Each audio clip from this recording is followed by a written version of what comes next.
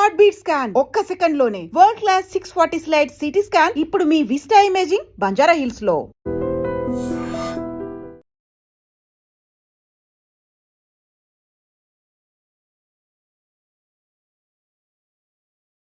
ఇక్కడ మర్డర్ చేశారు, ఇక్కడ తీసుకెళ్ళి పడేశారు అనేది నేను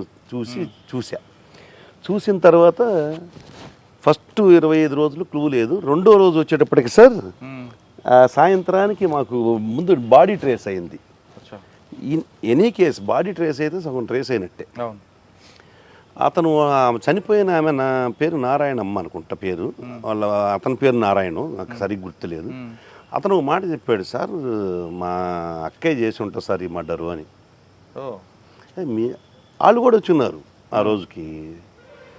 వాళ్ళ అక్క దగ్గర నుంచే ఆవిడ బయలుదేరింది, మర్డర్ అయ్యింది. ఇది మా అక్కయ్య చేసి ఉంటుంది సార్. మీ రేపండి మర్డర్ కదా? రేపండి మర్డరు. మాకు అసలు అర్థం కాల. ఆయన ఒక మాట చెప్పాడు నాకు. సీన్లో ఒక చిన్న కాగితం ముక్క దొరికింది సార్. ఆ కాగితం ముక్క మీద ఫోన్ నెంబర్ ఉంది. నేను ఆ కాగితం ముక్క కూడా సీజ్ చేశాను. మా వాళ్ళందరూ ఉండి అదేదో గాలి కొట్టుకొచ్చి ఉంటుంది సార్ అని చెప్పాను. అంటే లేదు సీన్లో ప్రతిదీ మనకు అవసరమే అని చెప్పేసి తీసుకున్నాం. ఆ ఫోన్ నెంబర్ చూస్తే కాజీపేట వచ్చింది, ఇక్కడ కడప. కాజీపేటలో వాళ్ళని ఎమ్మటే సిడిఆర్స్ తెప్పిస్తే వాళ్ళ లొకేషన్ ఇక్కడే ఉంది. సో వాళ్ళు కాదు, రూల్ అవుట్. ఇక మాకు క్లూ లేదు. వాడేమో 24 గంటలు మా అక్కయ్య చేసింది సార్ అంటున్నాడు. నేను ఎలా ఫిక్సప్ చేయాలి? వాళ్ళు డైలీ వస్తున్నారు, మాతో మాట్లాడుతున్నారు. ఇక నేను సెల్ టవర్స్ తీసి, సెల్ టవర్స్ లొకేషన్స్ మొత్తం తీసి, ఆమె ఎక్కడి నుంచి వచ్చిందో అక్కడ వరకు తీసి. అప్పట్లో సెల్ నాలెడ్జ్ తక్కువే సార్, మేము కొద్దిగా నాకు తక్కువే, బట్ నేను పక్కనున్న వాళ్ళ హెల్ప్ తీసుకొని దాన్ని తీసి దాదాపు 70,000 ఫోన్లకి చేసి ఉంటాను సార్. ఫోన్లు అంటే ఒక టీంని పెట్టి, మీరు పలానా రోజు ఇటు వచ్చారంటే నేనే ఒకరితో మాట్లాడా. వాడు కాజీపేట అన్నాడు. మీరు ఎక్కడంటే కాజీపేట అంటే, మీరేమన్నా ఇటు వచ్చారంటే లేదు సార్ నేను కొండకు పోయేవాడిని సార్ అన్నాడు అని పెట్టేసి. ఈ సెల్ టవర్లోంచి తీసిన తర్వాత మెయిన్ ఎవరు ఆ రూట్లో ఎవరు వచ్చారని చూస్తే వాళ్ళలో ఒకటి కాజీపేట వచ్చింది. ఇక కాజీపేట లింక్ ఉందని చెప్పేసి మేము వెళ్ళి అసలు ఆ ఫోన్ వాడిని ఏదైతే ఫస్ట్ ఫోన్ ఉందో ఆ ఫోన్ వాడి దగ్గరికి వెళ్ళాం. వాడు ఉండి ఇది ఫలానా వాడుకి ఇచ్చాను సార్ నేను అన్నాడు. ఏంది సార్ అంటే, వాడి కోసం వచ్చారంటే నాకు చెప్పండి సార్ ఏందో అన్నాడు. ఏం లేదు ఈ విధంగా మా దగ్గర జరిగిందంటే, సార్ మర్డర్ సంగతి నాకు తెలియదు కానీ సుమోలో అయితే వచ్చిన మాట కరెక్ట్ సార్ అన్నాడు. సుమోలో అయితే వచ్చిన మాట కరెక్ట్ అన్నాడు. ఇక వెళ్ళాం, వాడిని పట్టుకున్నాం. నాకు అసలు తెలియదు అంటాడు. మొత్తం చెప్తే క్లియర్గా అడ్మిట్ అయ్యారు. వాళ్ళ అక్క కూతురు, వాళ్ళ కొడుకు. ఈ అక్క కూతురు ఫోన్ చేసి వీళ్ళని ట్రాప్ చేసి, కాజీపేట వాళ్ళని తను ఏదో ఎస్ఐగా ఫోన్లో ట్రాప్ చేసి, వాడు ఎస్ఐ అనుకోనే వచ్చాడు. సుమోలో బయలుదేరి వచ్చి ఆవిడ్ని అప్పటికే మత్తుమందు కలిపిన డ్రింక్ తాపిచ్చి తీసుకొని వచ్చి 4 లిమిట్స్లోకి వచ్చి చంపేటప్పుడు 4 పట్టుకుంటారు, వీడు రేప్ చేస్తాడు. ఇలా జరిగింది. అది ఎందుకండి ఆమె ఎందుకు చేసింది? యాక్చువల్గా ఈమె ఎవరైతే చెల్లెలు ఉందో, చెల్లెలు ఆమె భర్తని ఇల్లీగల్ కాంటాక్ట్తో పెట్టుకుంది. ఎవరు చెల్లెలు? ఇప్పుడు చచ్చిపోయిన ఆవిడకి ఈ అక్క భర్తకి, అంటే ఆమె చెల్లెలే ఈమె భర్తకి ఇల్లీగల్ కాంటాక్ట్ ఉంది చనిపోయిన ఆమెతో. అతను ఈమె కోసం చీమకుర్తి వెళ్తూ చీమకుర్తిలో దారిలో యాక్సిడెంట్ అయి చచ్చిపోతాడు. వాళ్ళ ఫ్యామిలీ వీధిని పడింది. అతను కొద్దిగా మంచి పాలిష్డ్గా బతికినోడు పొలిటికల్గా. అతను చనిపోవడంతో వీళ్ళు ఆ కూతురికి కొడుక్కి ఏం వల్లే చనిపోయాడు అనేది పడి మెత్తగా మంచితంగా చనిపోయిన 4 రోజులకి జరిగింది. ఆ కూతురు ఎందుకు మరి తీసుకుందండి? ఎస్ఐగా ఎందుకు యాక్ట్ చేసింది? ఈమె చంపలేదు, ట్రాప్ చేసింది సెక్చువల్గా. అంటే మనం అనకూడదు ఆమెని, సెక్చువల్గా ట్రాప్ చేసింది వాడిని. ఈ కాజీపేట వాడిని. ఏదో ఒక ఫోన్ నెంబర్స్ వాళ్ళ ఎవరెవరియో నెంబర్లు దొరికినప్పుడు ఒక నెంబర్ ఆమెకు దొరికింది. ఇక రెగ్యులర్ కాంటాక్ట్ చేస్తూ అతనితోటి, నువ్వురా నేను నీకు ఫస్ట్ మర్డర్ అని తెలియదు అతనికి, రా ఒకసారి మనం కలుద్దామని చెప్పి పిలిచి, నువ్వు 4 తీసుకొచ్చుకో, కొద్దిగా నాకు డబ్బులు ఇవ్వాలి, ఆ డబ్బులు వసూలు చేయాలి కొద్దిగా అని చెప్పేసేసి అని పిలిపిస్తుంది.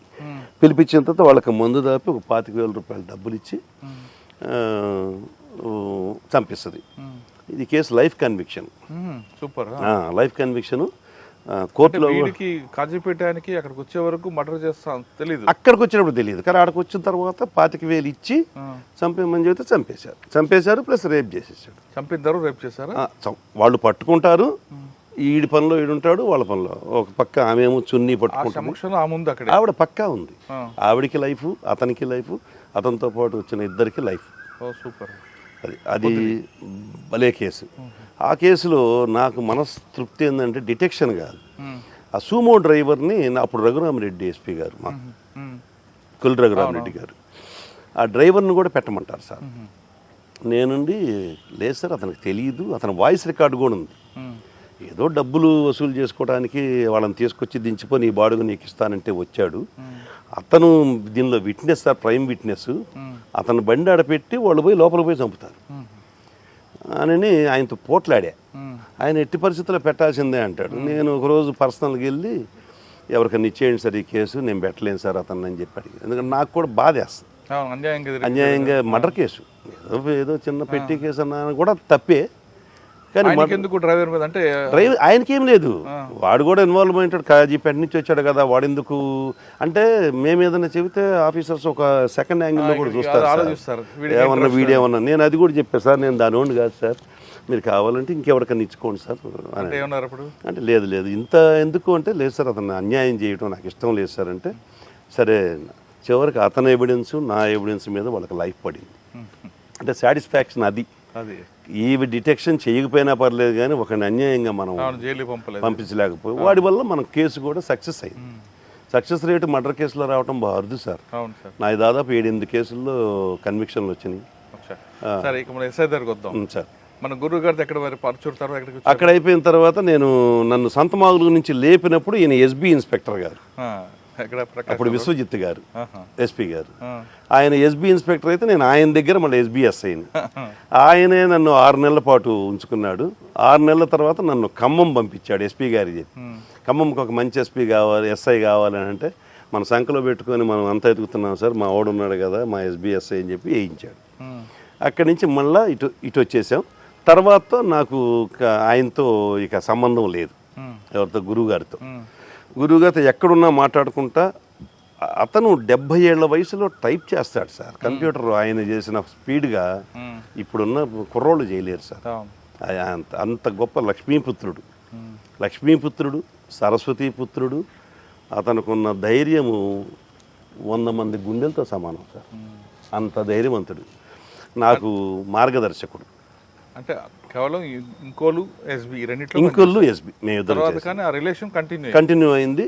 తర్వాత నేను కొన్ని ఇబ్బందులు పడ్డాను, ఆ ఇబ్బందుల్లో ఆయన దగ్గరే ఉండేవాడిని. పోయి ఏం ఇబ్బందులు పడ్డారు? నేను పొదిల్లో ఉండగా సస్పెన్షన్కి గురయ్యాను. ఎందుకు? మంచి కేసు చేశారు కదా కన్విక్షన్. మేము ఇప్పుడు వాటి గురించి ఎక్కువ మాట్లాడకూడదు సార్. అన్యాయంగా సస్పెండ్ అయ్యాను. సస్పెండ్ అయిన తర్వాత అందరూ కలిసిపోయి మామూలు ఎవరైనా సస్పెండ్ అయితే పలానా ఆయన దగ్గరికి పోయి సార్ ఏదో సాయం చేయండి సార్ అంటారు. నేను పోలేదు సార్, నేను డైరెక్ట్ డీజీ గారి దగ్గరికి వెళ్ళాను. ఎవరా డీజీ గారు? అప్పుడు మన ప్రసాదరావు గారు, ఉమ్మడి ఆంధ్రప్రదేశ్ ప్రసాదరావు గారి దగ్గరికి వెళ్తే వాళ్ళు కూడా ఏం సస్పెండెడ్ ఆఫీసర్ అనగానే కొద్దిగా తక్కువగానే చూస్తారు, ఎవరినైనా తక్కువగానే చూస్తారు. సగం చచ్చిపోయినట్టే సార్ సస్పెండెడ్ అసలు ఆఫీసరు, సగం తక్కువగా చూస్తారు సొసైటీలో కూడా. పక్కన పెట్టిన మీ డిపార్ట్మెంట్ ఏదైతే మాత్రం 80% వాళ్ళని చులకగా చూస్తారు. సార్ అక్కడ నాకు యోగానంద్ గారు హైదరాబాద్లో, యోగానంద్ మంచి ఆఫీసర్. నేను ఆయనకి తెలియదు ఫిజికల్గా, కానీ నా పేరు తెలుసు పక్కన ఉన్న వాళ్ళ ద్వారా. నేను సస్పెండ్ అయితే ఆయన అడిగా అంటే వెంకటేశ్వర రాలేదేంది అని. మా గురువు గారు నరహరి గారు అని చెప్పాను కదా, నరహరి గారు ఫోన్ చేసి యోగానంద్ సార్కి ఎందుకు కలవలేదంటే, ఏం కలవమంటారు సార్, తప్పుడు వాడిలాగా నేను పోయి ఏం కలవమంటాను అంటే, లేదు సార్ దగ్గరికి పోను. నేను వెంటనే సార్ దగ్గరికి వెళ్ళాను. సార్ తన ఇంట్లో భోజనం పెట్టి, తన ఇంట్లో మేడం గారు వండిన భోజనం పెట్టి తన కారులో తీసుకొని పోయి ఉమేష్ రాఫ్ అడిషనల్ డీజీ గారు ఆయన దగ్గరికి తీసుకెళ్ళాను. ఆయన దగ్గరికి పోతే నేను ఆయన దగ్గరికి పోయే ముందు నేను కూడా కొద్దిగా పెడే సార్, నాకు 2 నిమిషాలు ఆయన మాట్లాడటానికి సమయం ఇవ్వమని చెప్పాను సార్ అని చెప్పాను. సార్ వెళ్ళి నేరుగా ఆయనకి డీజీపీ ఆఫీస్లో ఎంత గౌరవం అంటే మీరు నమ్మరు సార్, ఆయన వస్తుంటే ఆయనకి ఇంటర్వ్యూ ఉంటుంది, బయట సిట్టింగ్ ఉంటుంది సార్. ఏదన్నా ఆఫీస్కి వెళ్ళాలంటే ఐజీ గారి దగ్గరికి వెళ్ళాలంటే డైరెక్ట్గా వెళ్ళిపోవటం sir. Such a great fellow. నాకు అసలు గుండె అట్ట పొంగిద్ది ఆయన చూస్తే. సరే నేను డైరెక్ట్గా తీసుకెళ్ళాడు. ఏం లేదు సార్, నాకు తెలిసిన ఆఫీసరు, మంచి ఆఫీసరు, ఒక 2 minutes మీతో మాట్లాడటానికి పర్మిషన్ ఇవ్వమన్నాడు, మీరు ఏం సాయం చేయకపోయినా పర్లేదంట. సరే చెప్తే నేను ఒక 3 కాగితాలు తీసి పెట్టి ఆయన ఎదురుగా పెట్టి ఇది చదవండి సార్ అన్న, అండర్లైన్ చేసినాయి. చెప్పబోయా ఏందో అన్నాడు ఆయన. లేదు సార్, మీరు నాకు టైం ఇచ్చారు, మీరు చదివితేనే అర్థమైంది సార్ చెప్పే కన్నా. 3 చూశాడు. ఫోన్ చేసి ఆ కన్సర్న్ ఆఫీసర్ని అడిగాడు, నేను మీ ఇష్టం వచ్చినట్టు చేయటమేనా అంటే. ఆఫీసర్లో కూడా గట్టి ఆఫీసర్లు ఉన్నారని చెప్పుకోవడానికి ఇది ఒక నిదర్శనం. ఆయన రిటైర్ అయిపోయి కూడా ఉన్నారు, చెప్పాల్సిన అవసరం కూడా లేదు. రీసెంట్గా సార్ మా దగ్గరకు వచ్చారు, ఉమేష్ షరాఫ్ గారు. మరుసటి రోజు మధ్యాహ్నానికి రిలీవింగ్ ఆర్డర్ ఇచ్చేసారు సార్. నాకు అలా వచ్చింది రిలీవింగ్ ఆర్డర్. సీనియర్స్ అలా సపోర్ట్ చేస్తారు, క్యారెక్టర్ని బట్టి చేస్తారనేది నాకు. కానీ సస్పెండ్ ఎందుకు చెప్పట్లేదు మీరు? సస్పెన్షన్కి రీజన్స్ సార్, నేను ఒక సివిల్ మ్యాటర్ వచ్చింది సార్ పొదిల్లో. అది త్రూ పెద్ద ఆఫీసర్ నుంచి వచ్చింది, ఎవరైతే నన్ను చేశారో వాళ్ళ దగ్గర నుంచి వచ్చింది. అది ఎస్పీ గారి ద్వారా, ఎస్పీ గారు డిఎస్పీ ద్వారా వచ్చింది.